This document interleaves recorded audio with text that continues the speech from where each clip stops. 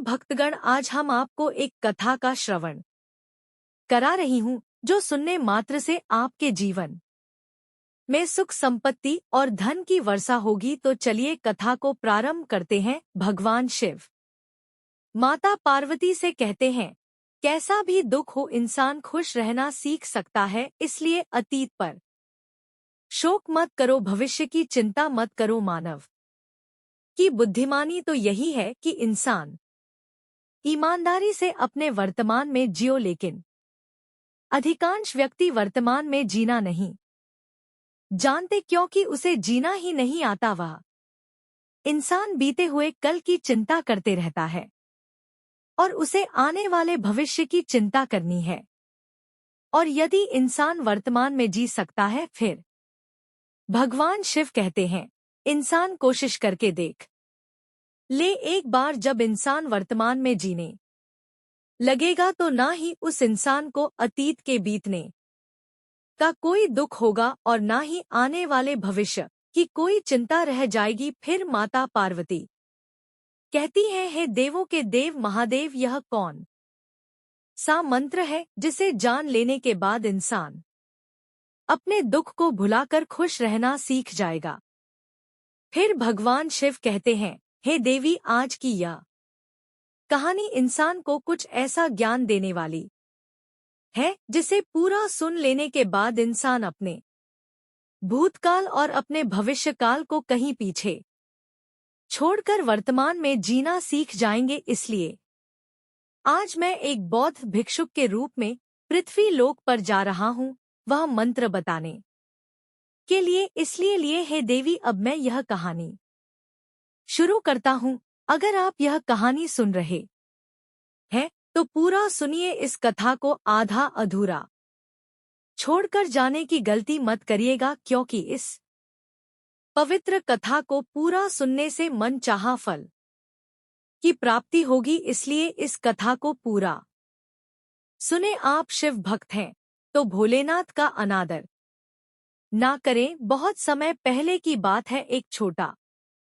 सा गांव था। उस गांव में एक युवक रहता था जिसका नाम था रामू। रामू एक बड़े से व्यापारी के यहाँ नौकरी किया करता था, लेकिन उसे हमेशा यही लगता था कि वह तो एक मामूली सा काम कर रहा है। यह काम बहुत छोटा है, बहुत तुच्छ है। वह कभी भी अपने काम की इज्जत नहीं करता था। वह अपने महत्व के बारे में जानता था। जो भी कार्य वह करता उसे वह बहुत घटिया काम लगता और उसके मन में केवल एक ही विचार चलते कि मैं इस काम को कितनी जल्दी छोड़ दूं और मैं खुद का व्यापार शुरू करूं। लेकिन उसके घर पर उसके माता पिता, उसकी पत्नी और उसके 2 बच्चे थे, जिनकी जिम्मेदारियों के कारण वह अपनी इस नौकरी को छोड़ नहीं पा रहा था, क्योंकि उसके घर की सारी जिम्मेदारियां उसी के कंधों पर थी। उसके घर में और कोई दूसरा कमाने वाला नहीं था और यही कारण था कि वह अपनी उस नौकरी को छोड़ नहीं पा रहा था। लेकिन जब भी वह खाली होता, जब भी वह एकांत में बैठता, तो उसके मन में तरह तरह के विचार आते। आज नहीं तो कल मैं अपना व्यापार शुरू ही कर लूंगा। यदि मैं व्यापार ना भी शुरू कर पाया तो एक छोटी सी दुकान खोल लूंगा, जिससे मेरा गुजर बसर होने लगेगा और मेरे परिवार की जिम्मेदारियां भी पूरी होने लगेंगी। इसी प्रकार वह कभी के काम के बारे में तो कभी दूसरे काम के बारे में सोचा करता था। वह हमेशा सोचता, यदि मैं कुछ बड़ा काम करूंगा तभी लोग मेरी इज्जत करेंगे, कभी मेरा सम्मान करेंगे, अन्यथा लोग मुझे यूं ही नाकारा नाकामयाब समझेंगे।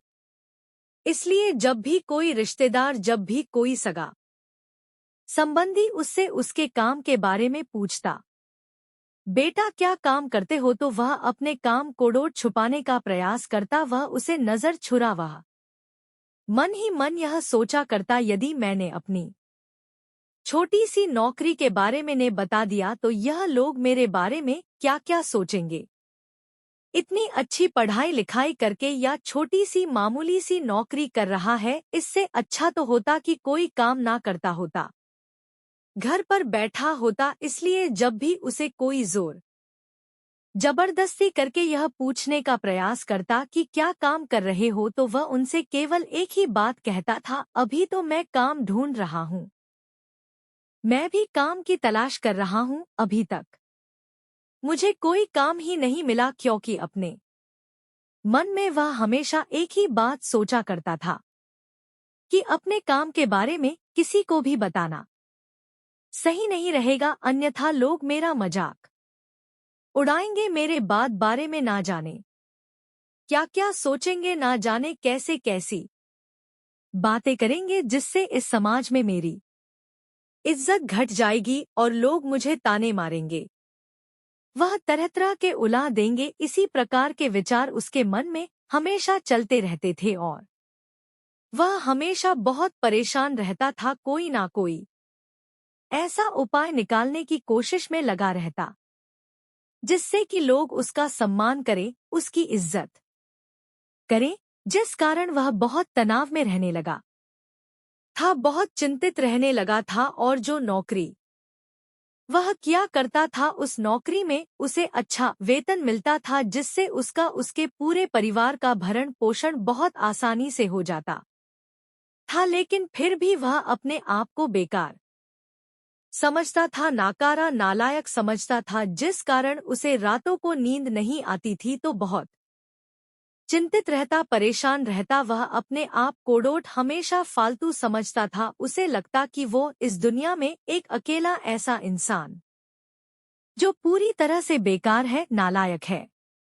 निकम्मा है। और कभी कभी तो उसके मन में आत्महत्या करने के विचार भी उत्पन्न होने लगते थे, लेकिन जैसे तैसे वह खुद को मना लेता और अपने कामों में लग जाता। एक दिन की बातें हैं, वह एक पहाड़ की चट्टान पर बैठकर रो रहा था, बिलख रहा था। तभी वहां से एक बौद्ध भिक्षु गुजर रहे थे, जो भगवान शिव थे। उसे रोता देख वह बौद्ध भिक्षु उस व्यक्ति के पास गए और उससे कहने लगे, क्या तुम यहाँ से कूदकर अपनी जान लेने की सोच रहे हो? तो व्यक्ति कहता है, आपने बिल्कुल ठीक कहा, लेकिन आपको इससे क्या फर्क पड़ता है?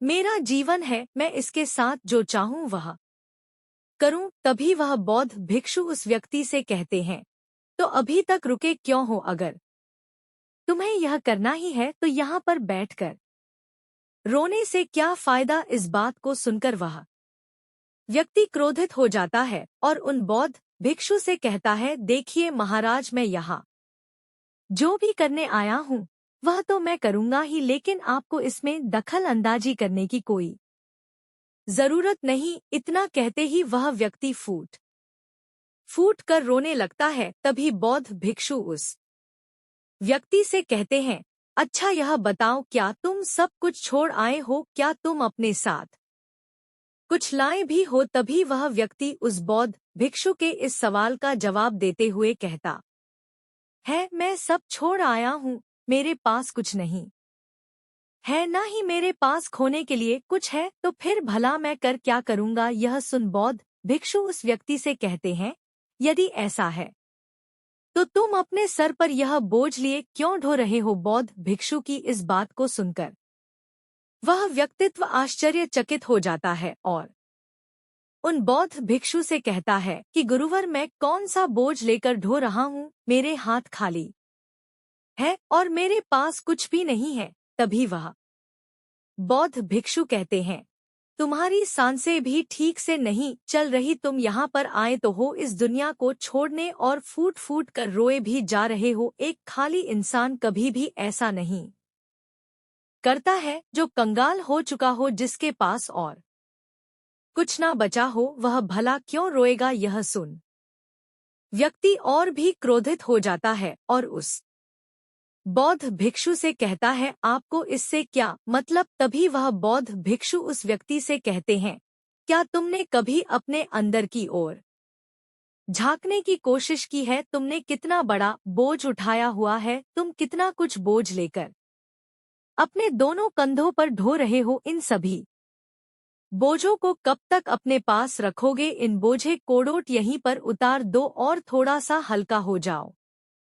जैसे ही उस व्यक्ति ने उस बौद्ध भिक्षु के मुंह से यह सारी बातें सुनी, वह तुरंत ही उनके चरणों में गिर पड़ा और उनसे हाथ जोड़कर कहने लगा कि गुरुवर, अभी तक मुझे कुछ समझ नहीं पाया। यहाँ से कई लोग आए और गुजर गए, लेकिन किसी ने भी मुझे यह सब नहीं कहा। आपने तो मेरे मन की बात पढ़ ली, यहाँ तक कि मेरे घर वाले तक मुझे नहीं समझ पाए, लेकिन आपने एक बार में ही मुझे पूरी तरह से पढ़ लिया। आगे वह व्यक्ति उस बौद्ध भिक्षुक से कहता है, क्या आप मेरी इस समस्या का समाधान कर सकते हैं?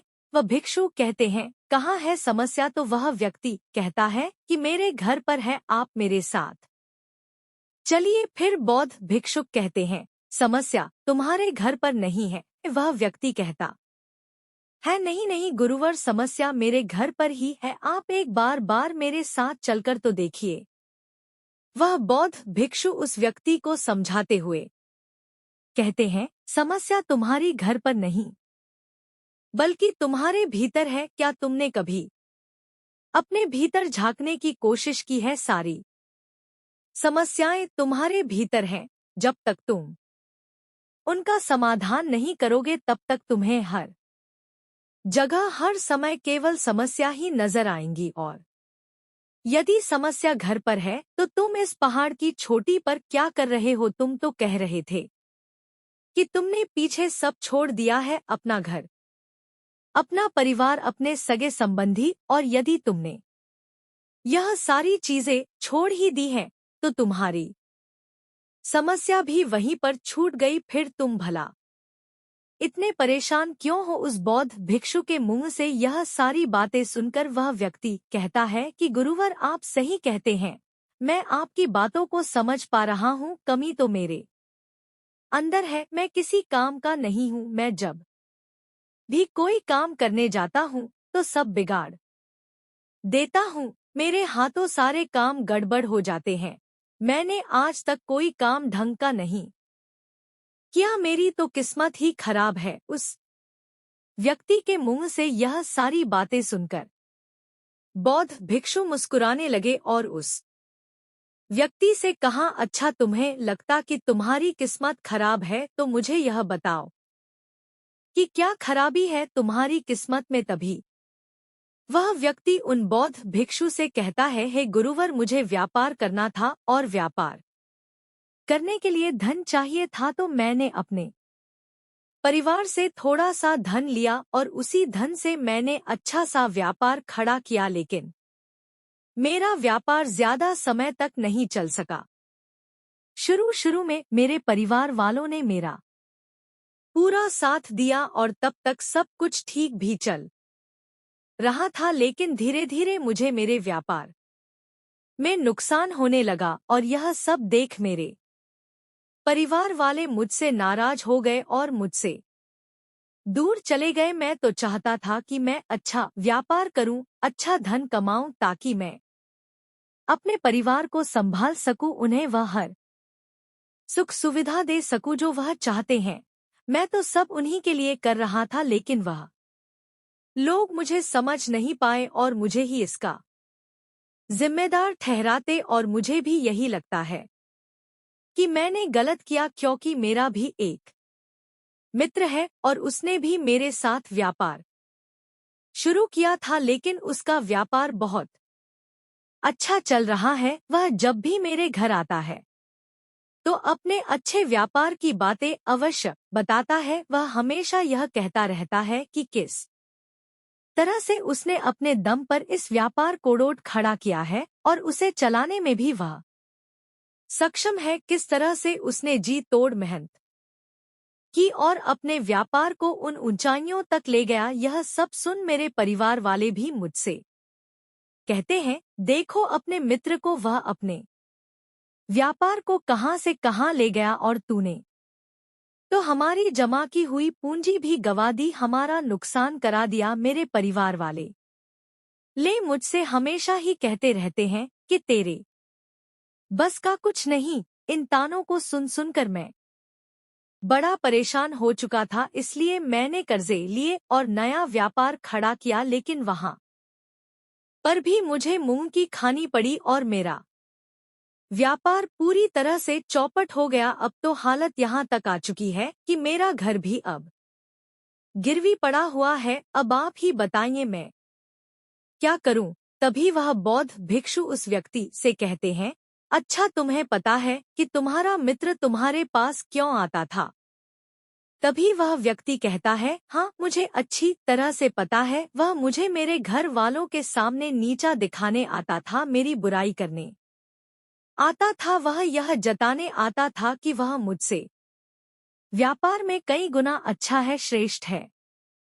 वह चाहता है कि मैं उसकी सफलता देखकर दुखी रहूं, तड़पता रहूं और परेशान रहूं। तभी वह बौद्ध भिक्षु उस व्यक्ति से कहते हैं, क्या तुम उसके व्यापार को देख सच में दुखी रहते थे? वो व्यक्ति कहता है, हाँ, इतना अच्छा उसने व्यापार खड़ा किया है और मेरा व्यापार चौपट हो गया तो यह देखकर मुझे तो दुख होगा ही, मुझे तो जलन होगी ही। तभी वह बौद्ध भिक्षु उस व्यक्ति से कहते हैं, तो तुम्हें दुख इस बात का था, अपनी असफलता का या फिर अपनी दोस्त की सफलता का? तभी वह व्यक्ति उन बौद्ध भिक्षु से कहता है, अपने असफल होने पर मुझे इतना पछतावा नहीं था, लेकिन वह इतना सफल हो चुका था कि उसे देखकर मेरे मन में ईर्ष्या होती थी, जलन की भावना उत्पन्न होती थी और मैं हरदम दुखी रहता था, पछताता रहता था, तड़पता रहता था। तभी वह बौद्ध भिक्षु उस व्यक्ति से कहते,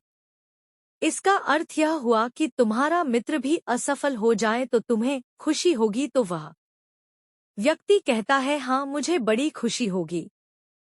अगर वह असफल हो जाए तो उसका व्यापार चौपट हो जाएगा। यह सुन बौद्ध भिक्षु फिर से एक बार मुस्कुराने लगे और उस व्यक्ति से कहते हैं, इसका अर्थ तो यही हुआ कि तुम्हारी खुशी तुम्हारे मित्र पर निर्भर करती है। यदि वह चाहे तो तुम्हें दुखी कर दे, क्योंकि तुम खुद से ना तो खुश हो सकते हो और ना ही दुखी। तुम तो अपने मित्र के गुलाम बनकर रह चुके हो और अगर यही बात है तो तुम्हारी समस्या का कोई समाधान नहीं है, क्योंकि तुम्हारी खुशियां और तुम्हारी तकलीफ के दुख यह सब दूसरों के व्यवहार पर निर्भर करती है। तुम्हारे कर्मों से तो तुम्हारा कुछ हुआ नहीं, ना तो तुम अपने कर्मों से खुश हो सके और ना ही दुखी। मैं तुम्हारी समस्या का मैं कोई समाधान नहीं कर सकता। तभी वह व्यक्ति उस वक्त बौद्ध भिक्षु से कहता है कि गुरुवर ऐसा मत कहिए,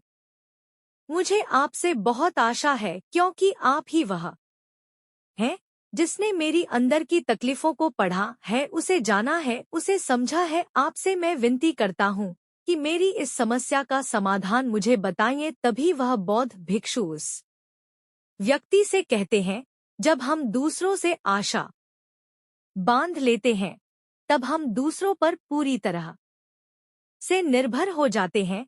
अगर मैं तुम्हें कोई भी रास्ता ना बताऊं तो मैं तुम्हें तुम्हारी समस्या का समाधान ना दूं तो तुम इसी तरह से दुखी रहोगे, रोते रहोगे, बिलखते रहोगे। और अगर मैं तुम्हें कोई रास्ता बता दूं, तुम्हें कोई समाधान बता ही दूं, तो हो सकता है कि तुम्हें कुछ मिल जाए। लेकिन एक बात याद रखना कि जो तुम्हारा मित्र तुम्हारे घर पर आता है, यह तुम्हें बताने के लिए कि किस तरह उसने व्यापार में वृद्धि की, किस तरह से उसने खड़ी मेहनत की, जो तुम्हें दुखी करने आता था। लेकिन वह बात तो सच्ची ही कह रहा है कि किस तरह से उसने अपने जीवन में संघर्ष किया और उस मुकाम तक पहुंचा है। तो उसने अपने अनुभव की ही बात तुम्हें बताई। अब चाहो तो तुम उस अनुभव का इस्तेमाल कर सकते हो या फिर उस अनुभव को तुम व्यर्थ ही जाने दे सकते हो और अपने मन में ईर्ष्या जैसे भाव उत्पन्न कर सकते हो। समझदारी तो इसी में है कि जब वो तुम्हें अपने अनुभव के बारे बता रहा है कि किस तरह से उसने संघर्ष किया है अपने जीवन में, अपने व्यापार को उस ऊंचाइयों तक पहुंचाने के लिए बुद्धि का उपयोग किया, तो तुम्हें भी अपनी बुद्धि का इस्तेमाल करनी चाहिए और उसके अनुभव के ज्ञान का इस्तेमाल करनी चाहिए। तुम्हें तो खुश होना चाहिए कि तुम्हें जो अनुभव चाहिए था वह तुम्हें बिना मांगे तुम्हारे मित्र से मिल रहा है, और इस पर तुम्हें अपने मित्र का आभार व्यक्त करना चाहिए, क्योंकि घर बैठे बैठे तुम्हें वह अनुभव प्राप्त हो रहा है जो तुम अपने जीवन से प्राप्त नहीं कर सके। इसलिए आगे बढ़ो, संघर्ष करो, उस अनुभव का इस्तेमाल करो और हार मत मानो, क्योंकि समय की एक खूबी है, वह चाहे कैसा भी हो वह बदल जरूर जाता है। इसलिए समय चाहे जैसा भी हो, अच्छा या बुरा, दोनों का गुजरना तय है। लेकिन सबसे जरूरी यहाँ पर समझने वाली बात यह है कि इन दोनों वक्त को देखने के लिए तुम्हारा जीवित रहना आवश्यक है, और जब तुम्हारा अच्छा वक्त शुरू होगा तुम अपने संघर्षों से अपने व्यापार को खड़ा करोगे और अपने व्यापार को उन ऊंचाइयों तक ले जाओगे। तब वही तुम्हारे मित्र अपनी सफलताओं की नहीं बल्कि असफलताओं की गाथा गाएंगे, ताकि तुम उन्हीं की तरह कोई गलत निर्णय लो और तुम उन्हीं की तरह बर्बाद हो जाओ। तो यहाँ पर तुम्हें अपनी बुद्धि का इस्तेमाल करना होगा। तुम्हें उनकी बातों पर ध्यान ना दे करके बल्कि अपनी बुद्धि का प्रयोग करना होगा, क्योंकि उस समय वह तुम्हें सुखी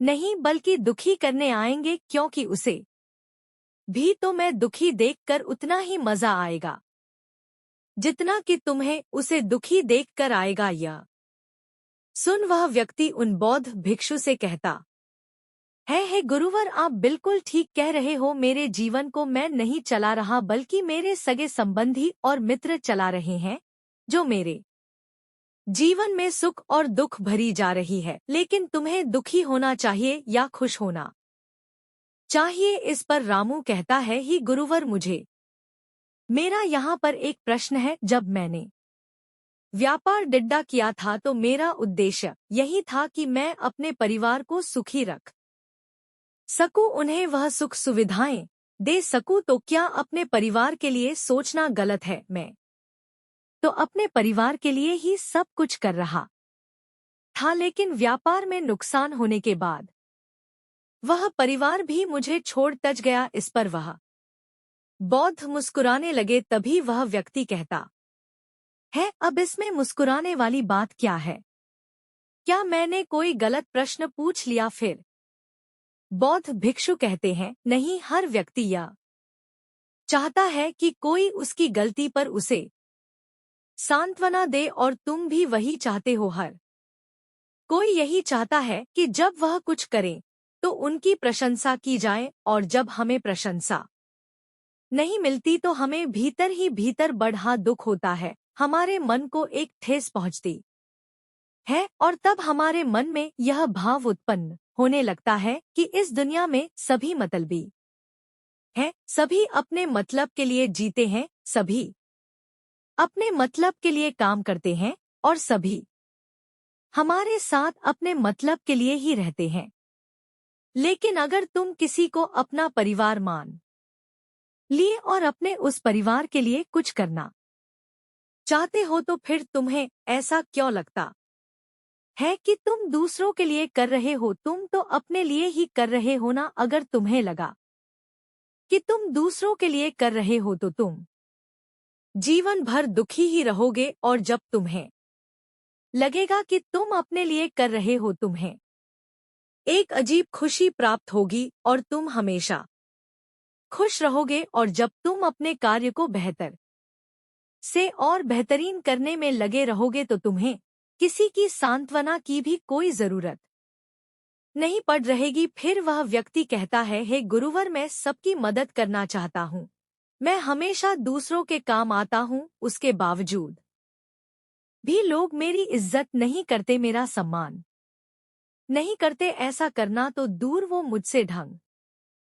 से बात तक नहीं करते, उन्हें मेरी कोई कद्र नहीं, मुझे कोई पूछता तक नहीं है। और यह सब देख देख कर मेरा मन भर चुका है, और मेरे मन में तब यह विचार आता है कि मैं किसी काम का नहीं, मैं तो व्यर्थ में ही यह सारे काम कर रहा हूँ। एक छोटा सा काम जिसे मुझे नहीं करना चाहिए जिस वजह से मेरे मन में कभी कभी उन सभी के प्रति ईर्ष्या भी उत्पन्न होने लगती है। हालांकि मैं उनका बुरा नहीं चाहता, मैं हमेशा दूसरों की मदद करना चाहता हूँ, लेकिन वो लोग कभी मेरी इज्जत नहीं करते, ना ही मेरा सम्मान करते हैं। कम से कम उन्हें एक बार मुझसे हंसकर बात तो करनी चाहिए, कम से कम उन्हें एक बार मेरा सम्मान तो करना चाहिए। उन लोगों को कम से कम एक बार यह दिखाना तो चाहिए कि वह मुझसे प्रेम करते हैं, मेरा सम्मान करते हैं, मेरी कद्र करते हैं। तभी वह बौद्ध भिक्षुक रामू से कहते हैं, बंदे, क्या तुम्हें भी ऐसा प्रतीत होता है मानो तुम बहुत छोटे हो, तुम अपने काम को छोटा मानते हो, तुम्हें हर चीज छोटी और अधूरी महसूस होती है। इस पर रामू कहता है, हाँ गुरुवार, मुझे हर चीज छोटी महसूस होती है। मुझे लगता है कि यह कार्य मेरे लिए बहुत छोटा है, मुझे यह सब नहीं करना चाहिए। मुझे लगता है कि लोगों को मेरा मान सम्मान करना चाहिए, लेकिन वे लोग मेरी कदर तक नहीं करते, मुझे पूछने तक नहीं। आगे रामू उन बौद्ध भिक्षु से कहता है, हे गुरुवर, क्या कोई उपाय है? क्या ऐसा कोई तरीका है जिससे लोग मेरी इज्जत करें, मेरा मान सम्मान करें और इस समाज में मैं दूसरों के बीच, अपने परिवार के बीच अपनी महत्वता को बढ़ा सकूं? ऐसा कोई तो तरीका होगा, ऐसा कोई उपाय होगा। इस पर बौद्ध भिक्षु मुस्कुराने लगे और रामू को जवाब देते हुए कहते हैं, बंदे, जब तक तुम खुद को नहीं समझोगे, खुद को नहीं जानोगे और खुद का सम्मान करना नहीं सीखो, तब तक लोग तुम्हारी कदर नहीं करेंगे। जब तक तुम खुद को ही छोटा मानोगे, तब तक भला तुम्हें कोई दूसरा कैसे बड़ा मान सकता है। आगे वह बौद्ध भिक्षु रामू से कहते हैं, बंदे, अभी कुछ देर पहले मैंने तुमसे भिक्षा मांगी थी। ऐसा नहीं है कि हर द्वार से हमें भिक्षा मिल ही जाती है, कुछ द्वार पर तो हमें यूं ही खाली हाथ लौटना पड़ता है। लेकिन हमें जो कुछ भी मिलता है उसके लिए हमारे मन में धन्यवाद की भावना होती है। धन्यवाद का भाव होता है जिससे हम खुद कोड़ोट सम्मान दे पाते, दूसरों के प्रति प्रेम सिखा पाते हैं।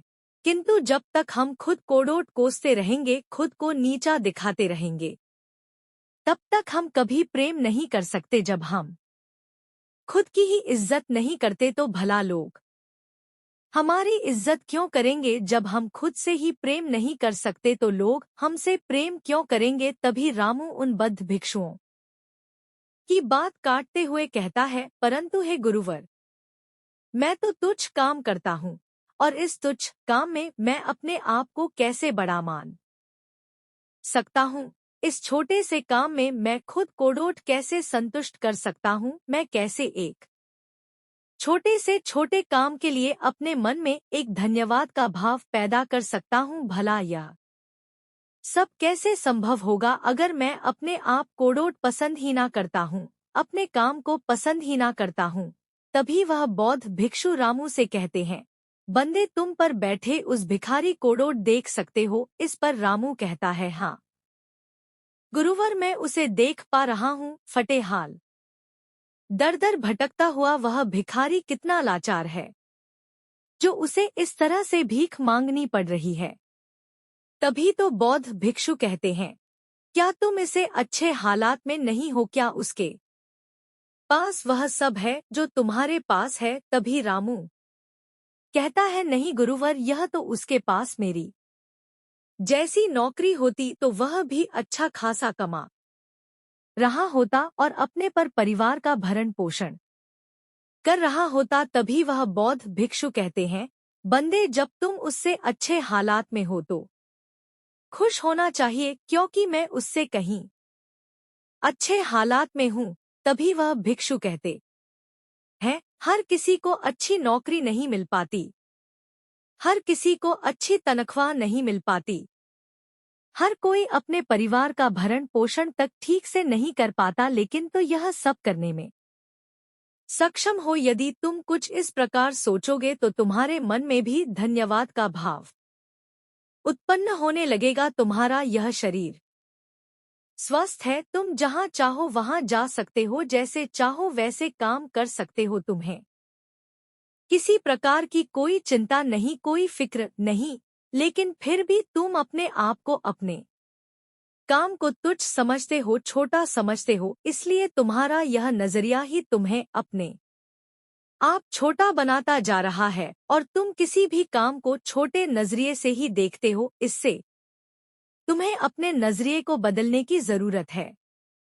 यदि तुम अपने नजरिए को बदल लेते हो तो धीरे धीरे सब कुछ अच्छा हो जाएगा, और अगर नहीं बदल पाते तो आज जो कुछ भी तुम्हारे पास है, देखना ना एक दिन तुम सब कुछ खो बैठोगे और तब तुम्हारे पास कुछ ना होगा।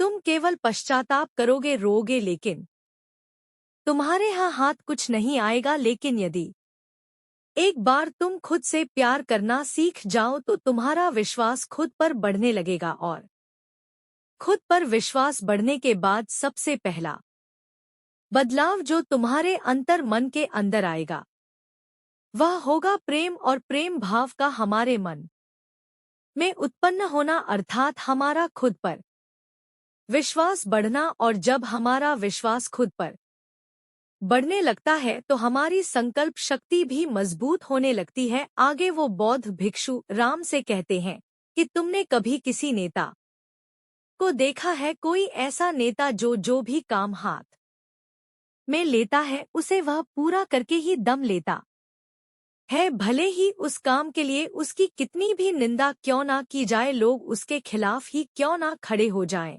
लेकिन वह तब तक नहीं रुकता जब तक कि वह उस काम को पूरा ना कर ले। यदि वह किसी अच्छे कार्य में जुटा है तो लोग खुद बखुदा करेंगे और लोग उसके साथ साथ जुड़ते चले जाएंगे, जिससे उसका एक अलग ही महत्व बन जाएगा। लोग उसकी वैल्यू भी करेंगे। ठीक उसी प्रकार तुम्हें भी अपने जीवन में जिस भी काम को अपने हाथ में लेना है उसे सही ढंग से और सही तरीके से पूरा करना है, और तब तक तुम्हें रुकना नहीं है जब तक कि तुम उस काम को पूरा ना कर लो। यदि तुम ऐसा करते हो तो तुम्हें लोग देखेंगे, तुम पर ध्यान देंगे, और सब लोग तो वे इस बात से जाने लगेंगे कि व्यक्ति जो भी काम अपने हाथ में लेता है उसे पूरा करके ही दम लेता है, जिससे लोगों की नजरों में तुम्हारा मान सम्मान, तुम्हारी वैल्यू बनने लगेगी। लोग तुम्हारी कदर भी करेंगे। आगे वह बौद्ध भिक्षु रामू को अगला तरीका बताते हुए कहते हैं, जब हम दूसरों के काम आते हैं, दूसरों की मदद करते हैं, तो इससे भी लोगों के बीच हमारी महत्वता बढ़ जाती है, जो बहुत अच्छी बात है। लेकिन मैं तुम्हें सावधान कर देता हूँ, हर समय अगर आप किसी के लिए मौजूद रहेंगे तो आपकी जरूरत नहीं पड़ेगी, कोई आपको गंभीरता से नहीं लेगा, और तब तुम्हारा फायदा उठाने वाले तुम्हारे इर्द गिर्द घूमते नजर आएंगे, तुमसे अपना काम निकलवाए, और जब उनका काम खत्म हो जाएगा तो वह तुम्हें यूं ही छोड़ देंगे, जिससे तुम्हारे मन को ठेस पहुंचेगी, तुम्हें तकलीफ पहुंचेगी, और तुम्हें लगेगा कि दुनिया बहुत बेकार है, यहाँ पर रहने वाले लोग केवल मतलबी हैं, अपने मतलब के लिए सोच है। इसलिए मैं तुम्हें सावधान करना चाहता हूँ कि हर समय उपलब्ध मत रहो। हाँ, जो हमारे करीबी हैं, बहुत खास है, तो उनके साथ खड़े हो सकते हो, तो उनके लिए मौजूद रह सकते हो, लेकिन दूसरों को अपनी जरूरत का एहसास कराना जरूरी है। जब भी कोई ऐसा काम करे जिसका मेन तुम माहिर हो तो उसका मेन उन्हें तुम्हारी कमी महसूस होनी चाहिए, उन्हें यह प्रतीत होना चाहिए यदि यहाँ पर राम होता तो यह काम झट से हो जाता, यदि यहाँ पर रामू होता तो इस काम को करने में हमें समय भी नहीं लगता, यदि रामू होता तो इस काम को वह बड़ी सरलता से कर देता। ऐसा करने से लोगों के बीच तुम्हारा मान सम्मान और तुम्हारी इज्जत भी बढ़ेगी। आगे वह बौद्ध भिक्षु रामू से अगली बात बताते हुए कहते हैं,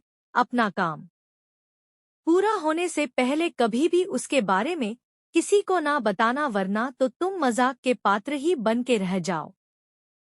कुछ लोग काम पूरा होने से पहले ही ढिंढोरा पीट देते हैं, हाँकने लगते हैं, और कुछ लोगों की तो आदत होती है कि वह काम करने से पहले ही लंबी लंबी फेंकते हैं, भले ही उस काम को करने में सक्षम हो या ना हो, भले उस काम को वह शुरू तक ना करे, जिस कारण बाद में उन्हें शर्मिंदा होना पड़ता है। लोग उनका मजाक बनाते हैं, उनकी निंदा करते हैं, और ऐसे लोगों को कोई गंभीरता से नहीं लेता, ना ही इनकी कोई इज्जत करता है, ना ही इनका कोई सम्मान करता है, क्योंकि तुम भी ऐसा करोगे तो तुम्हें भी कोई गंभीरता से नहीं लेगा। इसलिए चुप रहकर अपने काम कोडोट निरंतर करते जाओ, और आपकी निरंतरता ही आपको अपनी लक्ष्य तक पहुंचा देगी। और जब एक दिन आप अपने लक्ष्य पर पहुंच जाओगे, उसके बाद लोगों को खुद पता चल जाएगा कि आपने क्या किया है, और लोग आपकी इज्जत करेंगे, आपका सम्मान करेंगे। आगे वह बौद्ध भिक्षु रामू को अगला तरीका बताते हुए कहते हैं, अपने मन की झिझक को दूर करना सीखो। हम में से अधिकांश लोगों की आदत होती है कि वह दूसरों से बात करने में झकते हैं, या फिर उन्हें कोई नया काम दे दिए जाए, या फिर उन्हें कहीं जाने के लिए कह दिया जाए, तो उनके मन में जो आत्मविश्वास होता है वह बहुत कम होता है, जिस कारण को लोगों से बात करने में झिझक है, डरते हैं, और इसी कारण बहुत कम होता है, जिस कारण को लोगों से बात करने में झिझक है, डरते हैं, और इसी कारण वश वह अपने जीवन में कुछ नया और कुछ अलग नहीं कर पाते। यदि आपके मन में भी ऐसी ही झिझक है, ऐसे ही आत्मविश्वास की कमी है, तो आपको सबसे पहले तो इस झिझक से, अपने आत्मविश्वास की कमी से लड़ना होगा, इसका सामना करना होगा। जैसे कि मान लो, यदि आपको किसी अनजान व्यक्ति से बात करने में झिझक होती है, तो आपको आज से जब भी कोई अनजान व्यक्ति मिले तो उससे जबरदस्ती बात करने का प्रयास करना चाहिए, बात करने का अभिनय करना चाहिए, और अभिनय करते करते एक दिन आप उनसे बेझिझक बात करने लग जाएंगे। आप किसी भी अनजान व्यक्ति से बेधड़क बात कर पाएंगे। मानो ऐसा लगेगा ही नहीं कि आपने कभी मिलने तक नहीं, और यह आपकी पहली मुलाकात है। और जब आपके अंदर यह आत्मविश्वास जग जाएगा, या आत्मविश्वास बढ़ जाएगा, तो जब भी आप लोगों के सामने अपनी बात रखेंगे, तो वह साफ और स्पष्ट तौर पर रख पाएंगे, जिससे लोगों कोडोट आपकी बात साफ और स्पष्ट तौर पर समझ में आएगी, और लोग आपकी बातों से सहमत होंगे। आगे वह बौद्ध भिक्षु रामू को अगला तरीका बताते हुए कहते हैं, रामू, मेरी एक बात याद रखना, तुम चाहे कितने भी भौतिक सुख पालो, लेकिन घमंड कभी ना करना, क्योंकि घमंड की तलवार ऐसी है, इसकी धार इतनी तेज है कि कब तुम्हारी गर्दन कट जाएगी तुम्हें पता तक नहीं चल पाएगा। हम में से अधिकांश लोग उपलब्धियां हासिल करने के बाद कुछ लोगों को यह बुखार हो जाता है, कुछ लोगों को यह घमंड हो जाता है कि उनसे सर्वश्रेष्ठ और कोई है ही नहीं, वह जो कुछ कर रहे हैं वही सही है, और बाकी जो कर रहे हैं वह गलत है। जैसी वह बातें करते हैं वह सही है, जैसे वह कपड़े पहनते हैं, जो वह काम करते हैं वह सब कुछ सही है, और बाकी सब गलत है, जिस कारण आप लोगों की कदर करना भूल जाते हैं, लोगों की इज्जत करना भूल जाते हैं। आपके सामने यदि आपसे कोई अधिक जानता है, आपसे अधिक कोई उपलब्धि हासिल करने वाला व्यक्ति भी आपके साथ सामने खड़ा हो, तो आप उसे कभी कुछ सीख नहीं सकते, बल्कि आप उसकी निंदा करेंगे, उसका अपमान करेंगे। इसलिए जब भी हम अपने जीवन में कोई नई उपलब्धियां हासिल करते है जो आसान नहीं होती तो हमारे मन में यह घमंड भी पनपने लगता है। ऐसे समय पर हमें अपना निरीक्षण करते रहना चाहिए कि कोई उपलब्धि हासिल करने के बाद हमारे भीतर अहंकार तो नहीं भर रहा, कहीं हम अपने नीचे ओहदे वाले व्यक्तियों से गलत तरीके से पेश तो नहीं आ रहे, कहीं हम अपनी बातों से किसी का अपमान तो नहीं कर रहे, किसी का मजाक तो नहीं उड़ा रहे, किसी को छोटा तो नहीं समझ रहे। इस बात का निरीक्षण आध्यात्मिक उन्नति के लिए बहुत जरूरी होता है, क्योंकि आध्यात्मिक उन्नति में हमारा अहंकार ही सबसे बड़ा रोड़ा होता है। आखिर में वह बौद्ध भिक्षु रामू से कहते हैं, हम सभी इस समाज में रहते हैं और यह समाज हमारे लिए ही बनाया गया है, इसलिए हमें समाज की मदद करनी चाहिए। इस समाज में रहने वाले लोगों की मदद करनी चाहिए, उनके सामने अच्छे से पेश आना चाहिए। यह सारी बातें समाज में भी एक बहुत ही इज्जतदार इंसान के तौर पर पेश करती हैं और लोग आपसे हमेशा जुड़े रहने का प्रयास करते हैं,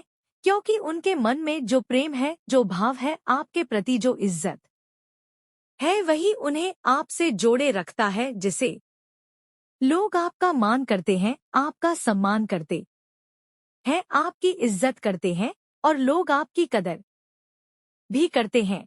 इसलिए पहले खुद से प्रेम करना सीखो, अपने काम से प्रेम करो, अपने आप से प्रेम करो, धन्यवाद का भाव पैदा करो, क्योंकि हर कोई यहाँ पर आभारी है कि यह समाज या दुनिया हमें केवल इस्तेमाल करने के लिए मिली है और हम हैं कि इस पर अपना हक मान लेते हैं और जैसे चाहे इसका इस्तेमाल करते हैं, लेकिन कभी आभार व्यक्त नहीं करते। तभी वो व्यक्ति उन बौद्ध भिक्षु से कहता है, हे गुरुवर, मुझे आपकी बात समझ में आएगी। अब तक मेरी किस्मत दूसरों के हाथों में थी, उसमें जैसे रंग चाहे सुख के या दुख की भर दिया करते थे, लेकिन जब से मैं अपनी किस्मत अपने हाथ में रखूंगा और फिर चाहे यह अच्छी हो या खराब, मैं हार नहीं मानूंगा। आखिर में वह व्यक्ति उन बौद्ध भिक्षु से कहता है, हे गुरुवर, आपकी सारी बातें तो मैं समझ गया, लेकिन क्या आप मुझे कुछ दे सकते हैं जो मेरे जीवन के सबसे बुरे वक्त में मेरा साथ दे सके, मेरा साथ निभा सके। यह सुन तो बौद्ध भिक्षु उस व्यक्ति को एक छोटा सा बक्सा दे दे और कहते हैं कि मेरे बहुत करीब है और इसे तुम्हें अपने बहुत करीब ही रखना होगा। इसमें एक ऐसा राज्य है जितने बड़े से बड़े दुखों से बाहर निकाल सकता है, बड्डी से बड्डी विपत्तियों से छुटकारा दिला सकता है, और इसे तुम सिर्फ तभी खोलना जब तुम्हें लगे कि अब कोई राह नहीं बची है, जब तुम्हें यह लगने लगे कि सब कुछ व्यर्थ है, मैंने जो बातें कही हैं वह भी व्यर्थ है, यह दुनिया भी व्यर्थ है, जहां रहना भी व्यर्थ है। इतना कहकर वह बौद्ध भिक्षु उस बक्से को उस व्यक्ति को थमा देते और फिर वहां से चले जाते। वो व्यक्ति उस पट्टे को लेकर वापस अपने घर आता है और फिर एक नया कारोबार शुरू करता है। अब की बार वह कारोबार में हार नहीं मानता और उसका कारोबार बहुत अच्छा चल पट ढह आता है। उसका कारोबार चलने के कारण अब उसका परिवार भी उसके साथ आ चुका था। उसके पास अब हर सुख सुविधाएं भी हो गई थी। अब वो ना तो भूतकाल का रोना रोता था और ना ही भविष्यकाल की चिंता करता था, वह तो केवल अपने वर्तमान को और ज्यादा बेहतर बनाने की कोशिश में लगा रहता था। लेकिन समय हमेशा बदलता रहता है, जिस तरह से बुरा समय हमेशा नहीं रहता कि उसी प्रकार अच्छा समय भी हमेशा नहीं रहता। उस व्यक्ति के जीवन में एक बार फिर से अच्छा समय समाप्त हो चुका था। वह जिस राज्य में रहता था उस राज्य पर पड़ोसी राज्य ने चढ़ाई कर दी थी और पूरा राज्य तबाह कर दिया था। उसका व्यापार भी पूरी तरह से तबाह हो चुका था। वह परिवार के साथ दर दर की ठोकरें खाने लगा। उसे यहाँ से वहाँ भागना पड़ा, यहाँ तक कि उसके पास खाने पीने के लिए भी पैसे नहीं बचे थे। भूख से उसके माता पिता ने दम तड़ धर दिया, पर वह अपनी पत्नी और छोटे भाई के दोनों बच्चों को लेकर इधर-उधर भटकता रहा। वह दोनों बच्चे बीमा पर ढह चुके थे और उसके पास उनके इलाज के लिए भी पैसे नहीं थे। तब उसे एहसास होने लगा कि यह सब व्यर्थ है। उसका यह जीवन जीना भी क्या है, यह पूरा संसार व्यर्थ है, और जो कुछ भी बातें उन भिक्षुओं ने मुझसे कही थी वह सभी बातें भी व्यर्थ हैं। आज मेरे पास कुछ नहीं बचा, आज मेरे पास जीने का कोई मकसद नहीं बचा। उन भिक्षुओं ने जो कुछ भी कहा था उन सब बातों का आज कोई मतलब नहीं रह गया। अंततः जीवन को तो समाप्त होना ही है, तो फिर जीवित रहकर भाग दौड़ करके अपने जीवन में ऊंचाइयां हासिल करना हो, सफलताएं हासिल करना, यह सब किस काम का? मेरा जीना भी अब मुझे व्यर्थ ही लग रहा है। अगर मैंने उसी समय हिम्मत करके इस जीवन को और अपने शरीर को क्या दिया होता तो शायद आज मुझे यह सब नहीं देखना पड़ता। वह पूरी तरह से निराश हो चुका था, अंदर से पूरी तरह से टूट चुका था।